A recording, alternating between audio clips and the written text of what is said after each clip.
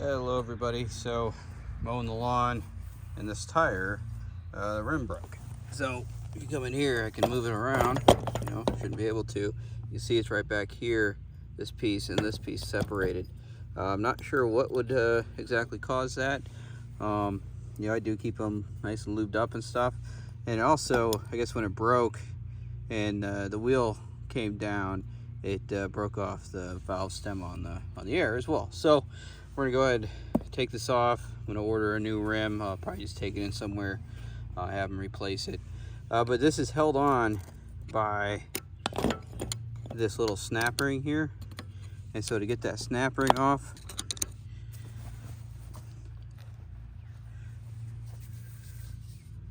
what I usually do is just put a screwdriver in there, and you can pop it right up, and it comes right out. So once that's out, you put that somewhere you're not going to lose it, and then the rest of these all come out.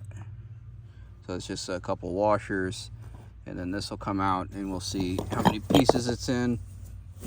So 2 pieces, center part broke off. So new rim, and I'll take it in somewhere to get it, but it's real easy to take off at least. Like I said, it's just those washers and that little snap ring that goes on here. I do keep it lubed up and stuff, so I don't know. I'm not sure what the issue is, but it is what it is, and we'll take it in, get fixed.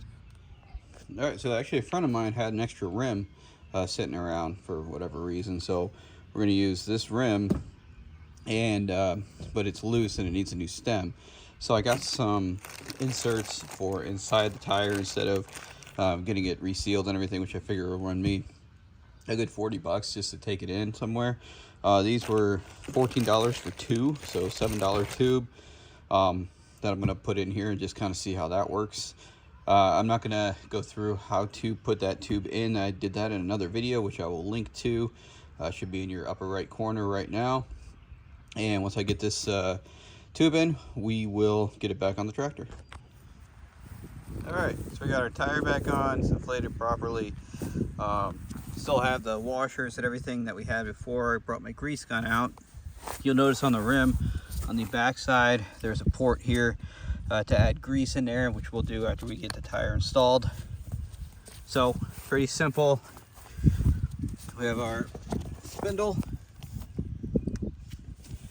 We pick up our wheel, slide that all the way on, and then with the wheel on, we'll go ahead and put on the 2 washers that were on there previously. There is a thing on the back that keeps the tire from going too far back. And then we have our little clip here. If you have the proper tool, that's great, good for you. If you don't, a lot of times you can do it with your hand, or if it's too tight, just grab a pair of adjustable pliers and just pop it down and it's in. Now there is a piece that goes over this, but I cannot find it. Somehow it fell off in my yard. It's yellow and I can't find it anywhere. So not sure what's going on there. So after it's on, we're going to go ahead and turn our wheel all the way. And with the wheel turned,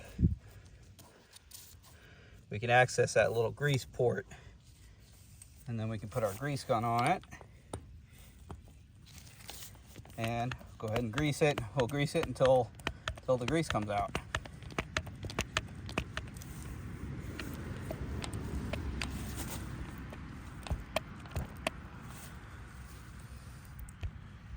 All right, I see it popping out.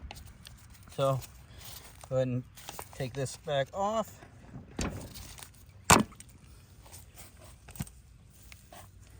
And now we have an installed tire, the new rim.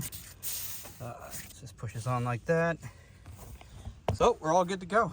So I'm gonna go ahead and put my tools away, call it a job well done. I'm gonna keep looking for this cap here. Might have to run to Tractor Supply or something and get something on there. And it's just to protect it, to keep the dirt and stuff out of here. And you don't want that grease will collect a lot of dirt. So that is how we fix that tire on the broken rim. If you have any questions, comments, concerns, please leave those in the comments below. Hit like, subscribe, and we will talk to you soon.